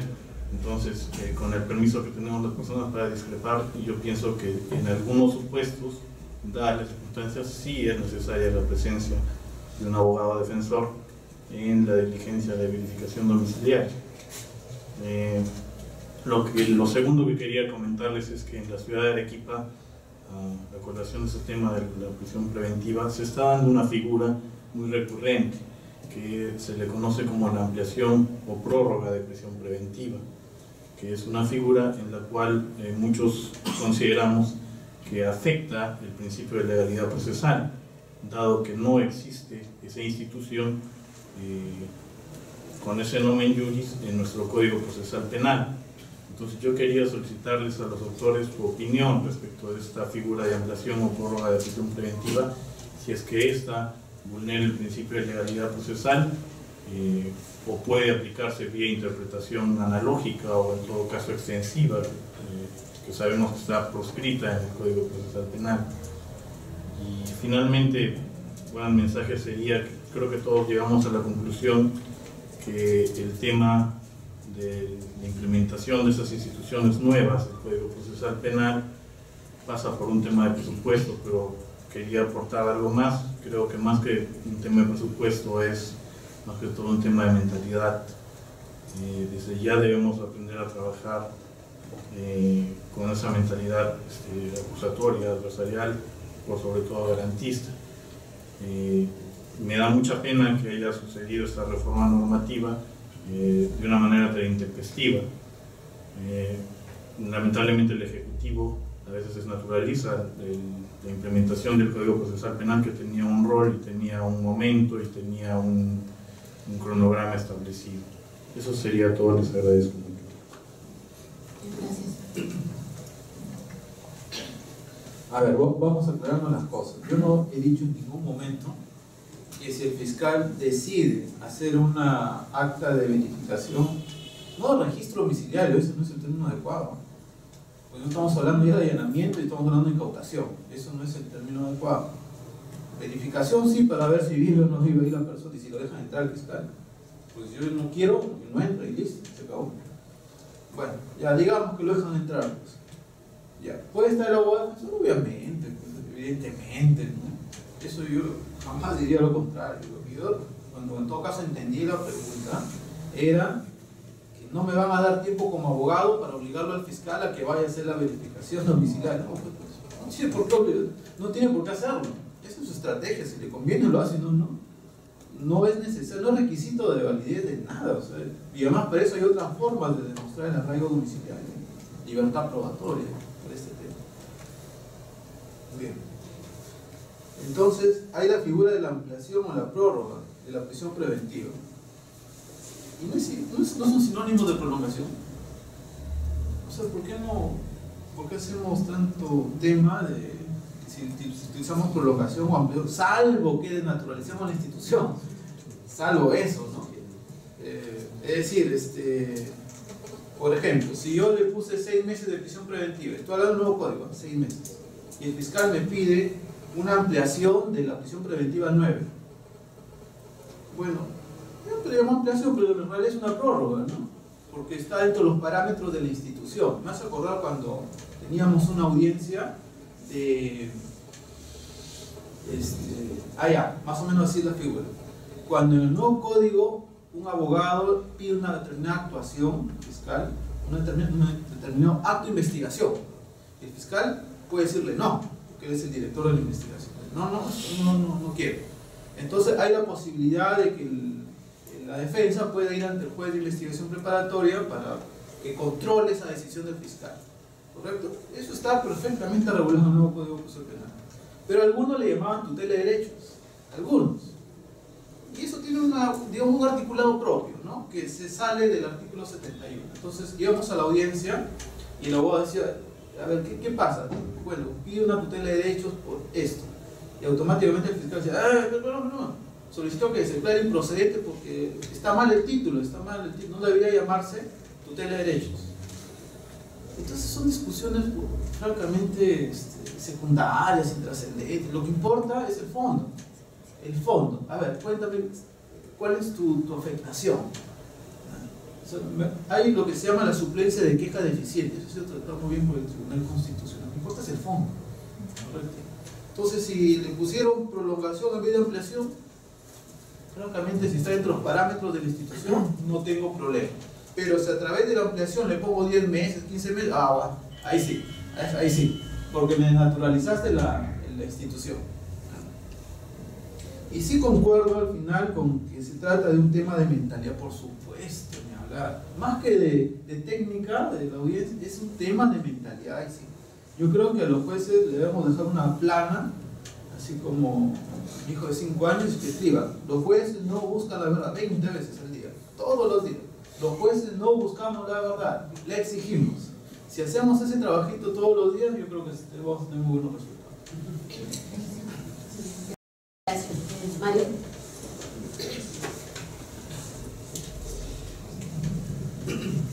Antes de formular la pregunta, efectivamente estas dos leyes consolidan una gran cantidad de proyectos, y de los buenos, y de los malos, y de los pésimos. O sea, no solamente hay miasma, no solo hay malos y pésimos. Porque debemos recordar que compañeros nuestros en algún momento plantearon que se pongan en vigencia ciertos artículos del código. Hay que recordar eso, porque entendíamos que en la implementación progresiva ciertas cosas podían mejorar la situación ahí donde el código iba a esperar. Entonces, en estas dos leyes hay luces y sombras, ¿no? Y a mí me parece, sí, que adelantar la vigencia de la prisión preventiva como instituto es una luz. Porque si no, comparemos, pues, si por ejemplo hiciéramos cuestión de Estado y dijésemos no a la prisión preventiva ahí donde no rige el nuevo código, entonces ¿qué le estamos diciendo al ciudadano? El juez, sin que el fiscal lo pida, va a decidir de oficio si te vas preso o quedas en comparecencia. Y lo que es peor, va a decidir que vayas preso o quedes en comparecencia sobre la base de papeles, o sea, sobre la base de la denuncia fiscal, que es lo que hemos estilado, ¿no? Denuncia fiscal, auto de apertura de instrucción y mandato, o sea, de prisión o comparecencia. De oficio, sin audiencia. ¿Recuerdan ese muchacho que defendiéndose mató a un delincuente? La jueza resolvió en base a papeles, en base a la denuncia, y lo mandó preso. ¿Ustedes creen que esa señora en una audiencia no se habría dado cuenta del asunto y quizás se hubiera resuelto de una forma distinta? Por el solo hecho de escuchar al muchacho o al abogado, ¿no? Pero lamentablemente solo le entregaron papeles y no audiencia. Ni siquiera el fiscal fue donde ella decirle, bueno, mírate la situación, menos el abogado tampoco.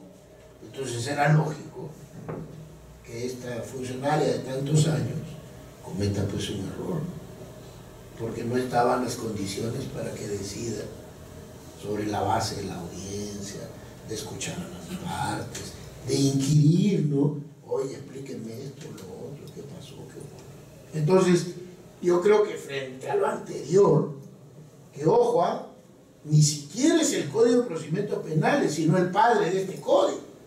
O sea, lo anterior es el 135 del Código del 91, del papá del Código del 2004, ¿no es cierto?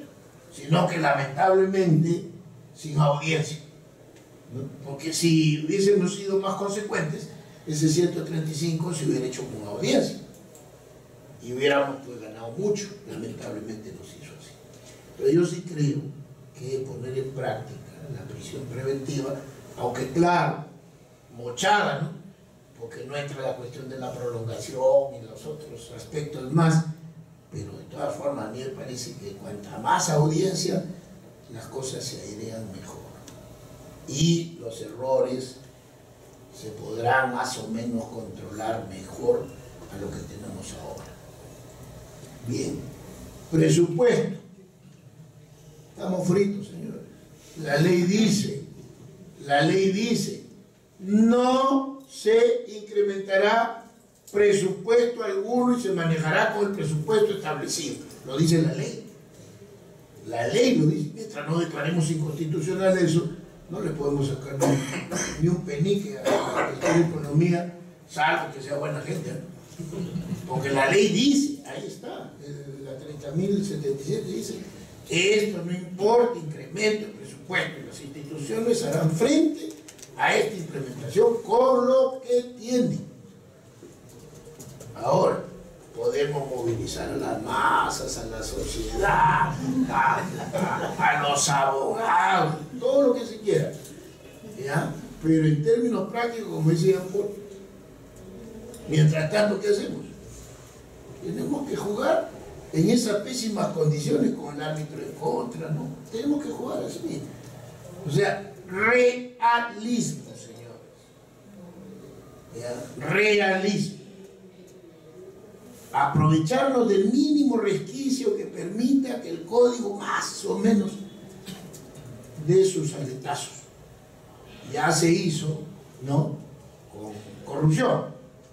Claro, fue una invención siniestra para, ¿no?, amparar a los imputados.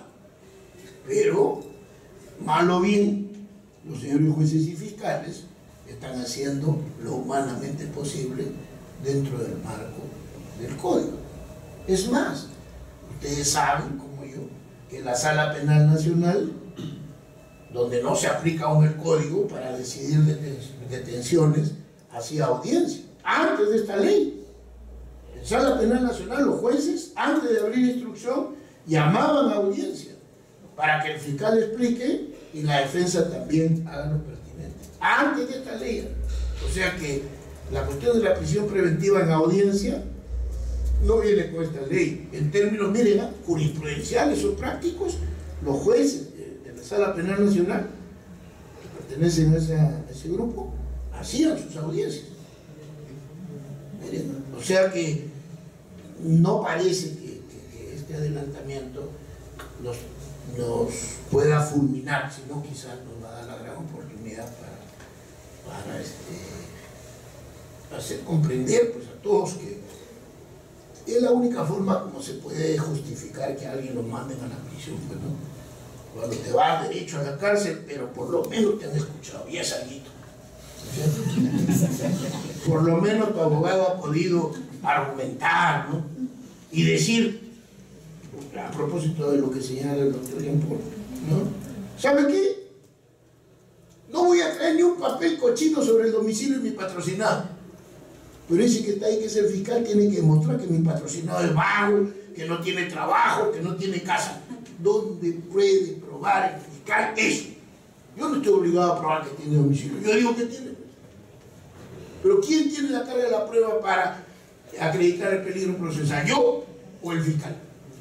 Y le digo a usted, señor juez, que en su resolución indique si el fiscal ha acreditado con algún indicio que mi patrocinado es vago, es un sinvergüenza, no tiene domicilio, se ha querido fugar. Que él demuestre, no yo. Es así, pues, esa no es la contraposición dialéctica. Claro, imagínense que nos dan un caso media hora antes. Ni Mandrake usted va a poder conseguir los documentos. ¿No es cierto? No va a ser posible. Ni siquiera, pues, un recibo de luz y agua, porque de repente ni la familia se aparece. Entonces, ¿cómo tengo que actuar? Así, pues. Yo no tengo por qué probar, señor. Yo no tengo por qué acreditar. Yo digo que no hay peligro procesal, pero para que usted lo mande preso, tiene que ese señor que está ahí demostrarle a usted que sí hay peligro. En fin, o sea, tenemos que movernos dentro de las limitaciones. ¿Cómo se defendió Stalingrado? Lucha contra un miles de nazis, comiendo grasa, ¿no? Comiéndose a todos los quiltros de la zona, y hasta fueron hasta caníbales. Es que es así. Cuando hay penuria y hay limitaciones, si queremos salir adelante, eso se llama resiliencia. El peruano es resiliente. O sea, lo pueden patear, tirar al suelo, meter un cocacho, pero siempre saca la cabeza. Y el proceso penal también es así. Si nosotros entendemos que la reforma está bien, por lo menos en términos generales, que corresponde al estándar de justicia penal. Entonces, tenemos que dar la batalla. Así nos metan cable, Fausto. Entonces, cierro haciendo la siguiente pregunta. También tendremos que hacer de tripas corazón cuando en diciembre entre el paquete en vigencia, el paquete más grande, que es el de criminalidad organizada, ¿no? Teniendo en cuenta que ya hay una sección, la Sala Penal Nacional, dedicada a eso. O sea que tampoco estamos empañados, ¿no? Y también hay todo un equipo de la Fiscalía para criminalidad organizada. Lograremos aplicar el código ya en forma total para esos casos. Porque ahora con la prisión preventiva le lanzo un casito, no sé cómo se podrá resolver. El fiscal formalizó su denuncia ante la ley. Hubo problemas de imputación necesaria, el juez le devolvió su denuncia. La ha regresado cuando ya la ley está en vigencia. Y entonces el juez le dice, y señor fiscal, ¿qué medida pide? Yo, ¿por qué va a pedir si yo ya te mandé mi denuncia antes? Tú verás. ¿Y qué quiere? ¿Que yo aplique no la nueva ley, sino el 135, o sea, de oficio? ¿Me está planteando? Y ahí se arma un lío. ¿Qué hacemos? Si el fiscal no quiere pedir la medida y el juez no quiere darla como antes de oficio y sin audiencia. Miren, casos así se presentan, casos límite. Entonces, la pregunta es, ¿lograremos, animados por el propósito del modelo, también superar las dificultades que se presenten ahora que apliquemos ya en diciembre todo el código para criminalidad organizada? ¿O ahí sí podemos naufragar?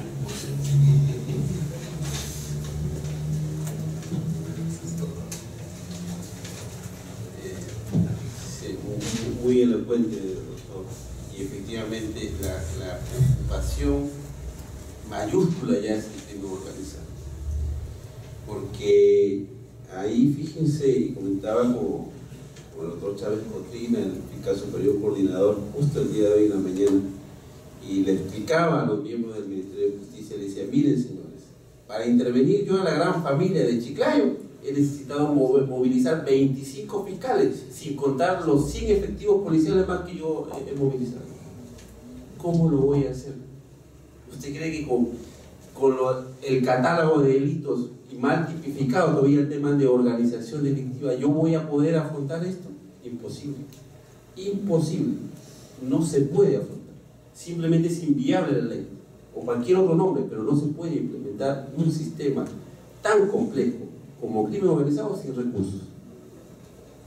Pero como dice usted, ahí le estamos dando la batalla.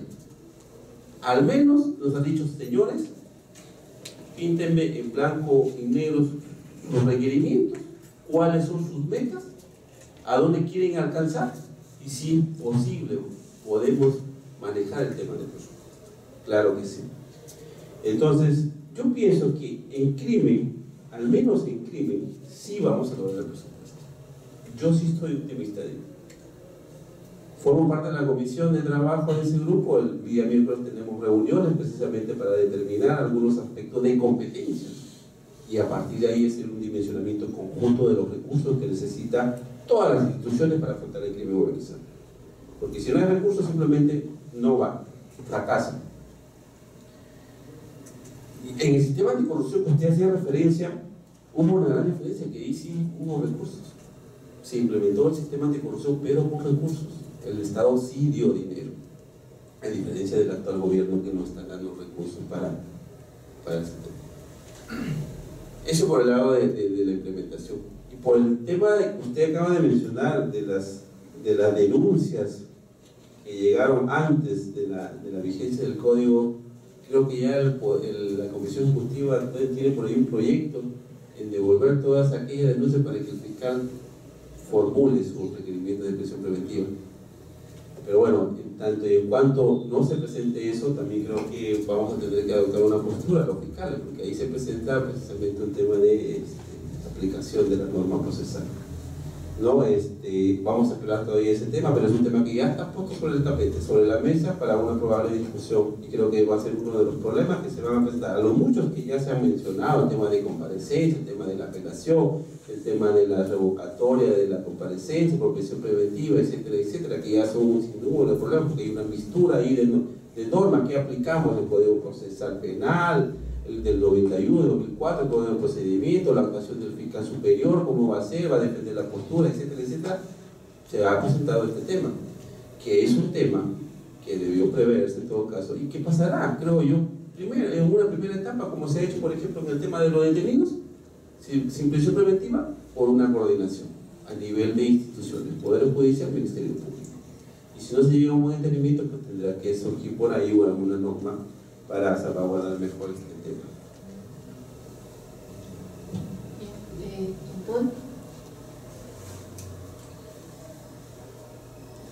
Efectivamente, la Sala Penal Nacional tiene esta práctica hace algún tiempo de hacer audiencias cuando se trata de medidas coercitivas. Es extraordinario lo que han hecho ahí.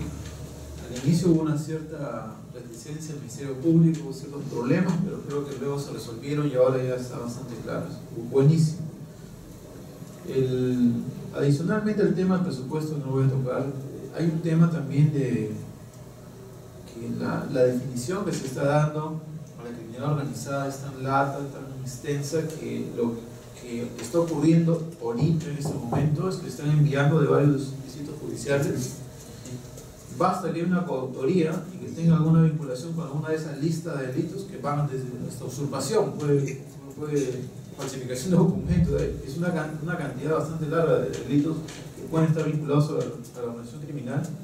Entonces basta que haya una coautoría, o sea, que hayan 3 o más y están enviando a la Sala Penal Nacional. Entonces ahí tenemos que afinar ese concepto de criminalidad organizada para determinar claramente qué casos sí son competentes de la Sala Penal Nacional. Se me ocurre, por ejemplo, aquellos que tengan cierta repercusión nacional, o sea, que escapan al ámbito del distrito judicial que puede ocurrir, puede ser nacional, internacional. Eso lo estamos trabajando, claramente.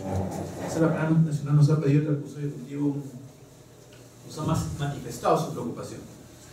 En cuanto a la pregunta esta de que no ha sido calificado todavía, sí le he escuchado ese tipo de preocupaciones en otras cortes. Entonces, bueno, me preocupa el hecho de que el juez le diga: te devuelvo tu formalización, que aún no ha sido calificada. Porque si acá fue calificada, ya no tenemos el problema. Se supone que no ha sido calificada. Si yo le devuelvo, estoy diciendo: pídeme la prisión.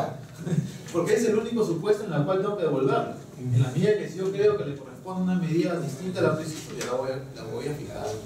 Entonces, yo por ahí me decanto por el tema que el fiscal sabe que es adentro de vigencia.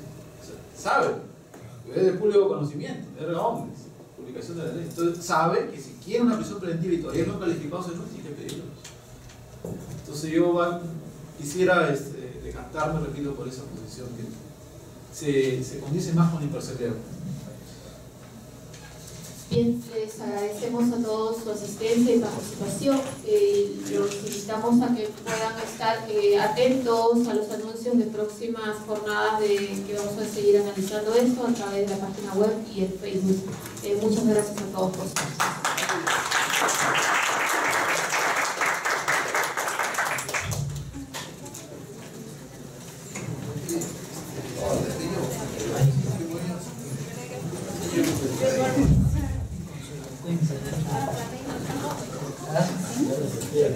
Sí, ya. Llegó a la audiencia y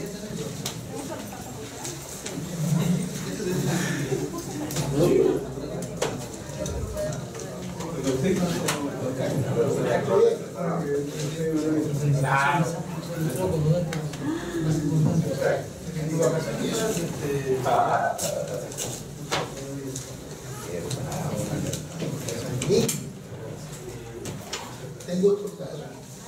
A ver.